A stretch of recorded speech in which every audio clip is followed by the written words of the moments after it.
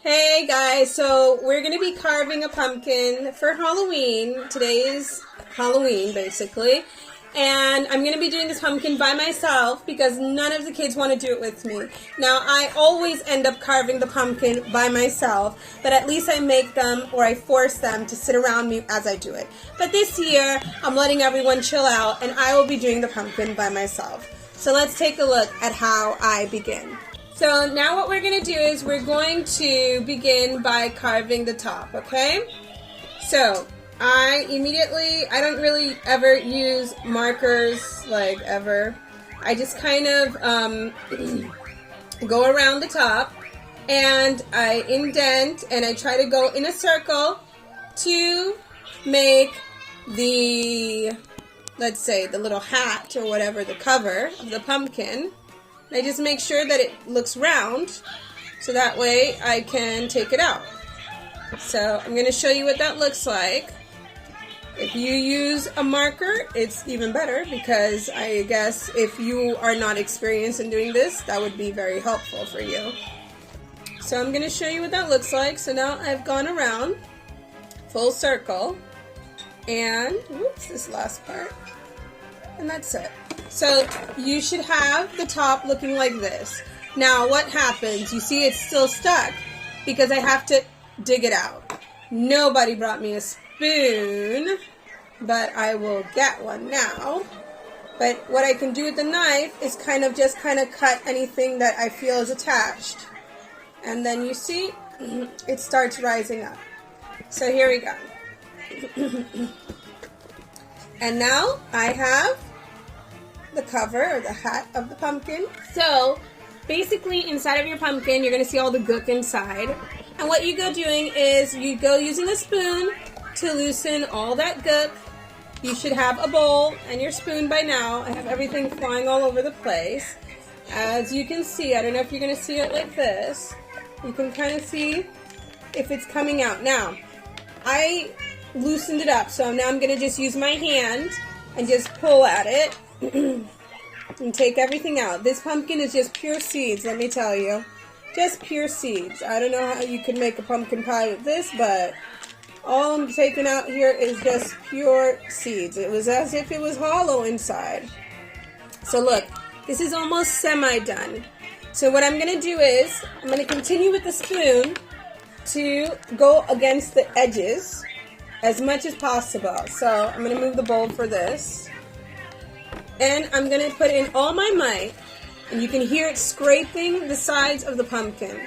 I like to do this now before I start doing the eyes and all of that, because otherwise it gets too weak, and that's when you break your pumpkin if you try to do it the other way, I think. And another thing that I do, because well, for tonight is not a big deal because, like I said, it's Halloween. But if you're going to do a pumpkin or your jack-o'-lantern several days before, you should have something that can treat it because the pumpkin will grow mold. So since it's only one night, it's not that bad because we can actually skip all that. But usually what I do is I put bleach inside of the pumpkin, all inside of the pumpkin, to make sure that if I do it, and it has to last at least 2 nights or 2 or 3, that it doesn't grow mold as quickly.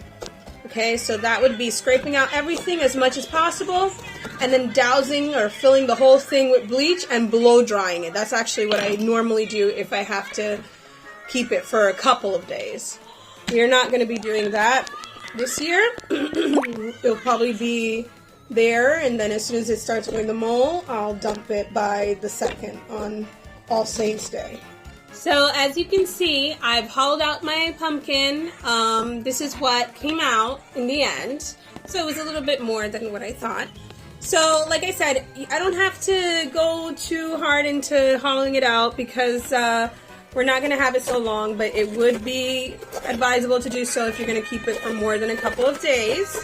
But I'll just I'll just take out a little bit more here. And so now what I'm going to do is I'm going to start with the carving, okay? So now, got to be careful because now it's a little bit more hollow. I usually don't use, again, any markers. Maybe I should, but I really don't. I just kind of look at it, and because I have this knife, I just know the kind of face that I want to make.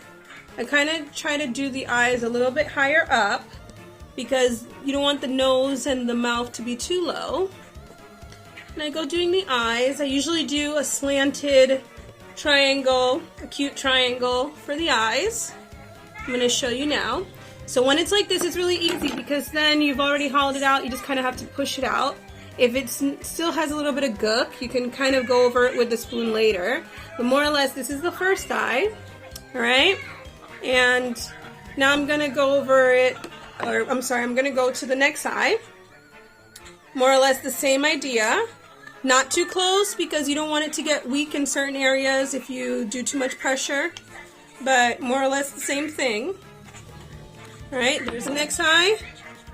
Pop it out. Let's see if it comes out. This one. Ooh, this one has a little bit of gook. But you can see the same thing. If I pass the spoon in the inside, it'll be a little bit thinner. But for the moment, these are the two eyes. Okay? Then we're going to go to the nose. Kind of leave a little bit of space so that, like I said, it's not too weak in one area with the cutting. It looks like, again, the mouth might be a little bit low. That's usually the area that gives me the most trouble, the mouth. But here we have the eyes and we have the nose. Alrighty? So that's pretty quick. Like I said, I'm going to clean it up in a second, but I'm just giving you the face. Then the mouth, kind of look how it sits, how low you want it. And I'm just going to try to look like this. Not do it too deep of a mouth because, like I said, then it'll give pressure to the nose and it'll break. So I'm just doing like this. I don't do anything too fancy with the mouth because I'm not really good at the teeth and all that. I'm not a good,